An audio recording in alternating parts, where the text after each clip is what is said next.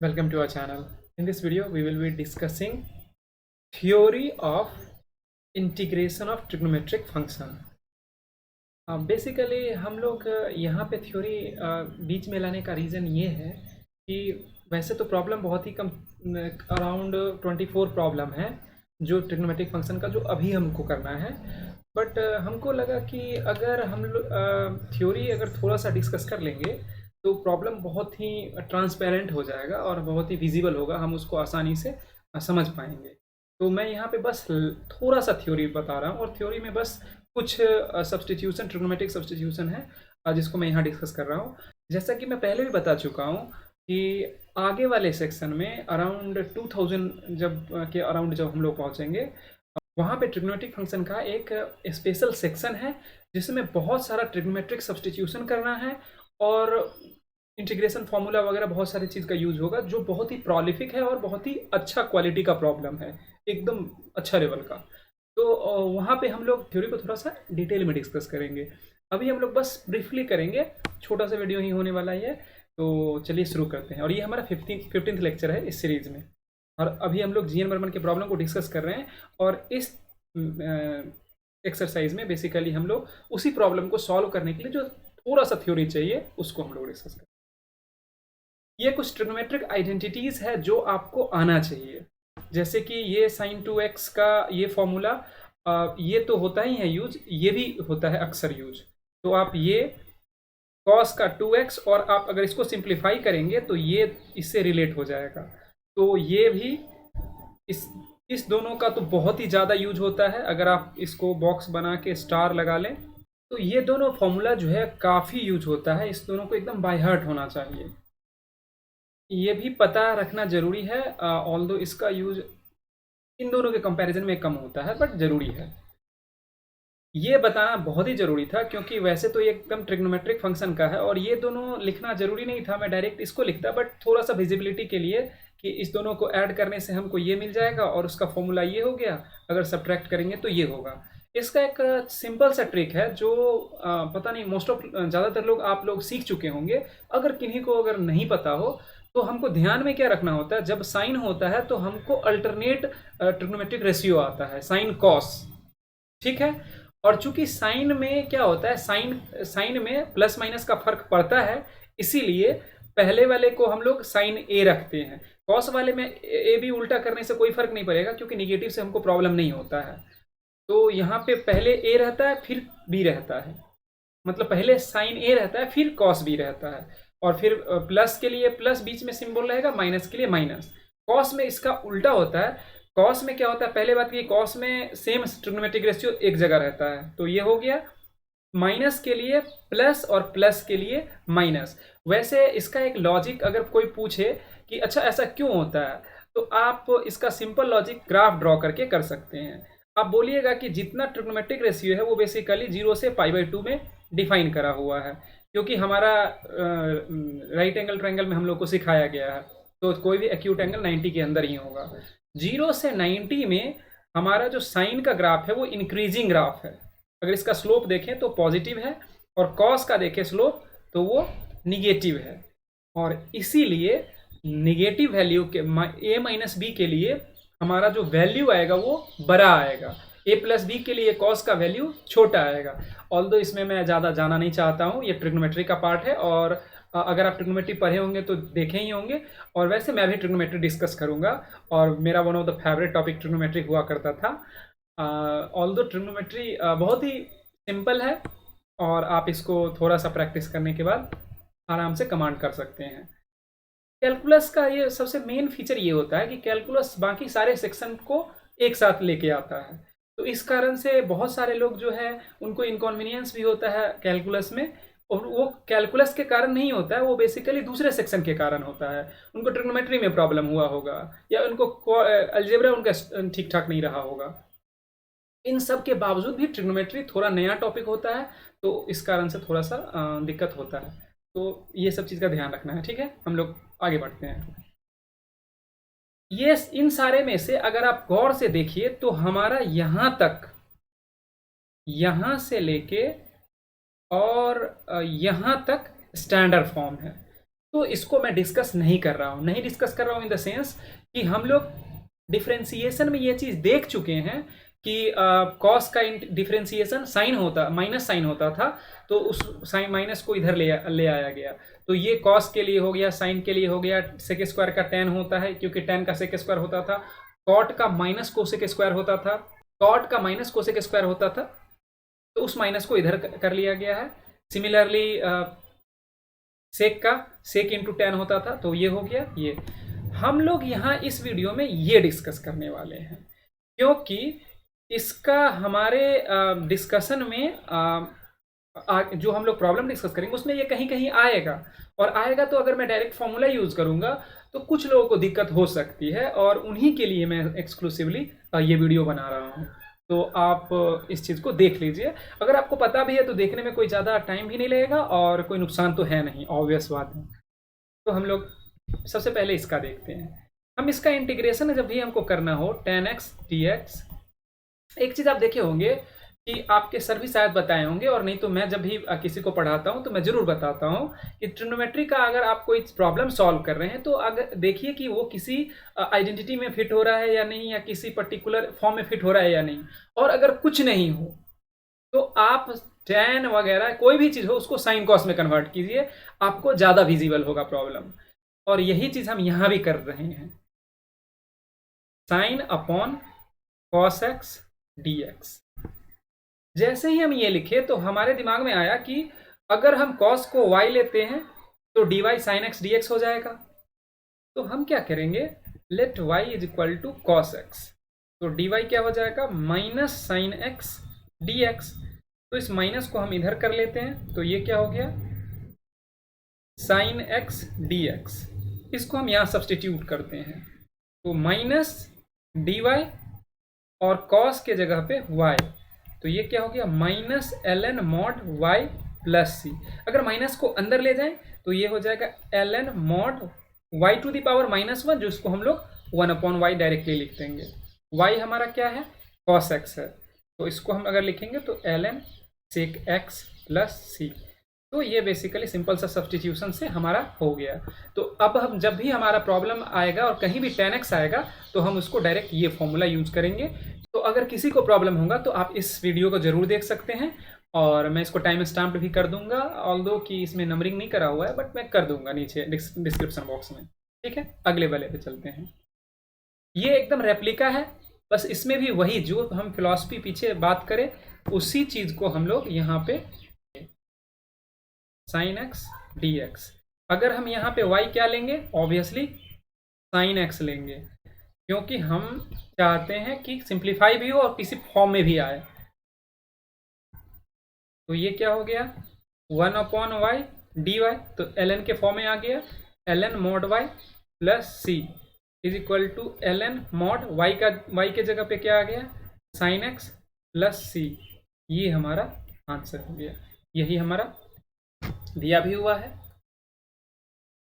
ये थोड़ा सा अच्छा है, और अच्छा इसलिए है कि इसको जो लोग नहीं जानते हैं वो लोग इसको गेस नहीं कर पाएंगे, और इसीलिए ये बताया जा रहा है।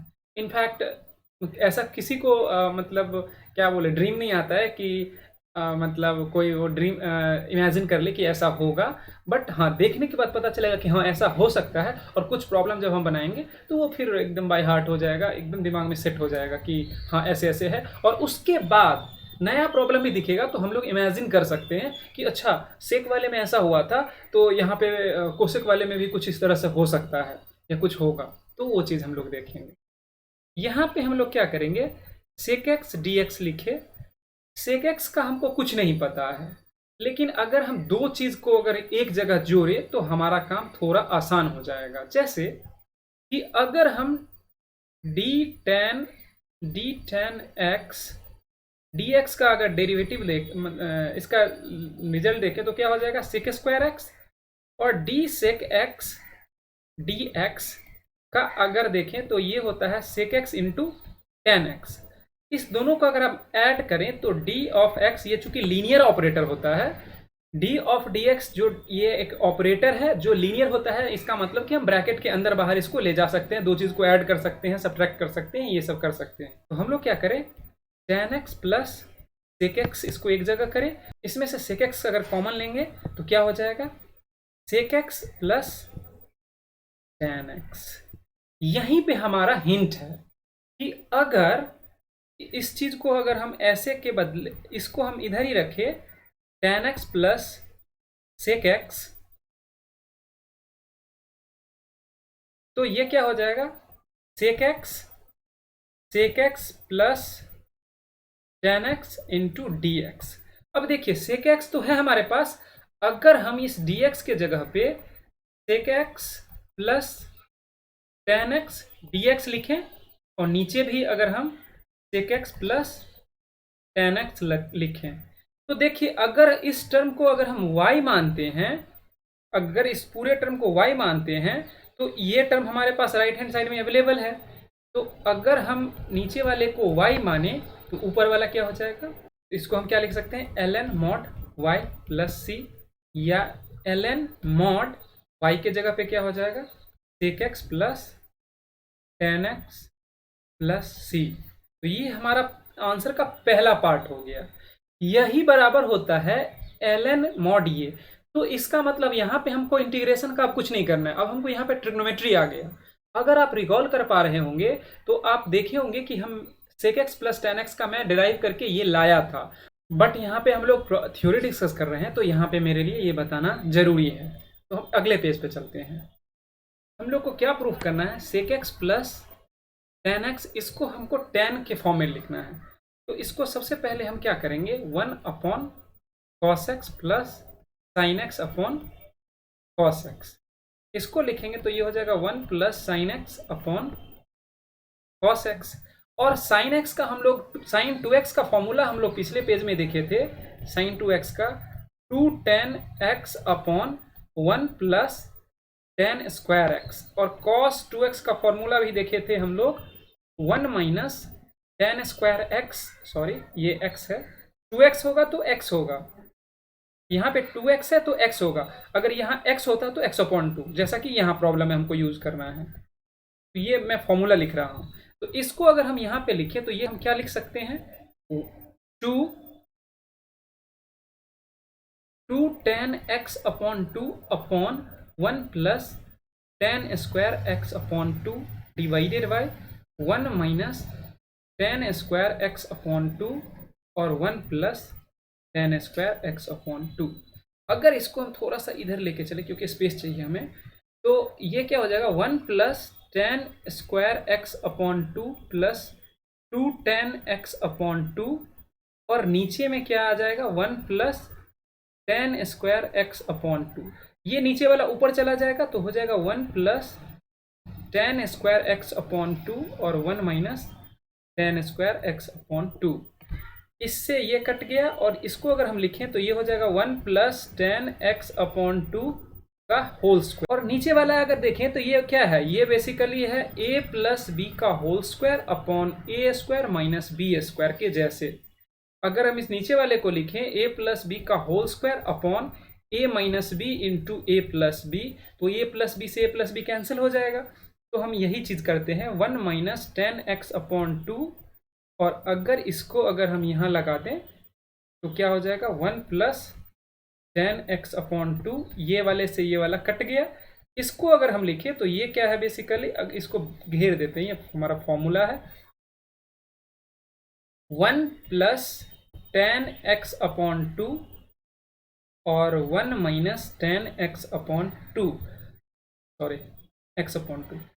वन को हम लोग लिख सकते हैं tan pi by four, tan pi by four plus tan x upon two, और नीचे में लिख सकते हैं one minus tan pi by four tan x upon two. और टेन ए प्लस बी के फॉर्मूले से हम इसको क्या लिख सकते हैं, इसको हम यहाँ, ये हो जाएगा ten of x upon two plus pi by four. अगर ये प्रूफ ये हो गया तो हम पिछले वाले केस में चलते हैं। इस टर्म को हम ये प्रूफ कर दिए तो हम ln के अंदर में ये भी लिख सकते हैं, तो हम ln के अंदर में ये टर्म लिख सकते हैं और gn बराबर में इस तरह का रिजल्ट दिया रहता है। ये भी अपने आप में काफ़ी है, बट आप अगर ऐसा लिखें तो कोई ज़्यादा नहीं। और जब आपका प्रैक्टिस हो जाएगा आप इस चीज़ को डायरेक्ट आप ये भी लिख सकते हैं, हमेशा प्रूफ करने की लिख के पूरा प्रूफ करने की ज़रूरत नहीं है। ठीक है, last but not the list हम लोग इसको देखते हैं। तो हम लोग जैसा सेक में देखे थे, कोसेक में भी कुछ उसी तरह का होता है, बट इसमें माइनस लगा होता है। तो अगर हम ऊपर नीचे cosec x minus cot x से ऊपर नीचे मल्टीप्लाई कर दें,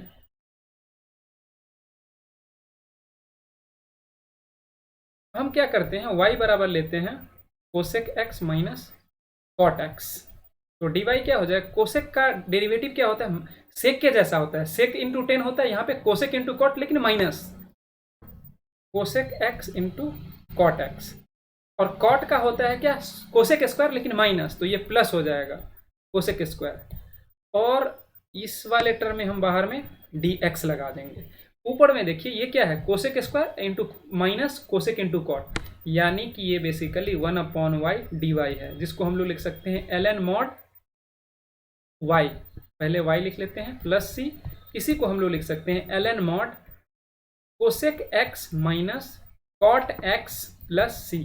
ये हमारा फाइनल आंसर है। इस चीज को अब हमको प्रूफ करना है, ये 10x/2, बहुत ही सिंपल है, जैसा हम लोग पीछे बाल करे थे, बट उससे जब बहुत आसानी से होगा। तो देखिए cosec x minus cot x को हम लोग लिख सकते हैं 1/sin x minus cos x upon sine x। तो इसको लिखेंगे 1 minus cos x upon sine x। 1 minus cos x को हम लोग लिख सकते हैं 2 साइन स्क्वायर x अपॉन 2, और साइन x को हम लोग लिख सकते हैं 2 sine x upon 2 into cos x upon 2। 2 से 2 कैंसिल हो गया, साइन x से इसका पावर कैंसिल हो गया, तो क्या हो गया 10x अपॉन 2। तो हम पीछे अगर देखें चल के, तो अंदर वाले टर्म में हम लोग सिर्फ ln 10x mod 10x upon 2 plus c लिख सकते हैं। तो ये अगर इतना ही फॉर्मूला अगर आपके दिमाग में है, तो हम अभी इस सेक्शन में जो 24 प्रॉब्लम डिस्कस कर रहे हैं, 8 प्रॉब्लम ऑलरेडी डिस्कस हो चुका है पिछले 14th लेक्चर में, और बाकी दो जो 8 का वीडियो है वो अगले दो लेक्चर में डिस्कस होगा। और आपको अगर थोड़ा भी अगर थ्योरी में प्रॉब्लम हो तो आप इसको देखिएगा, आपका सारा डाउट क्लियर हो जाएगा। ठीक है, thank you for watching this video. अगर आपको हमारा कंटेंट अच्छा लगता हो तो आप हमारे चैनल को सब्सक्राइब कर लीजिए, लाइक शेयर करना ना भूलें, और मोस्ट इम्पॉर्टेंटली कमेंट जरूर करें। आप हमारे टेलीग्राम चैनल को भी ज्वाइन कर सकते हैं, लिंक डिस्क्रिप्शन बॉक्स में दिया गया है। Thank you again.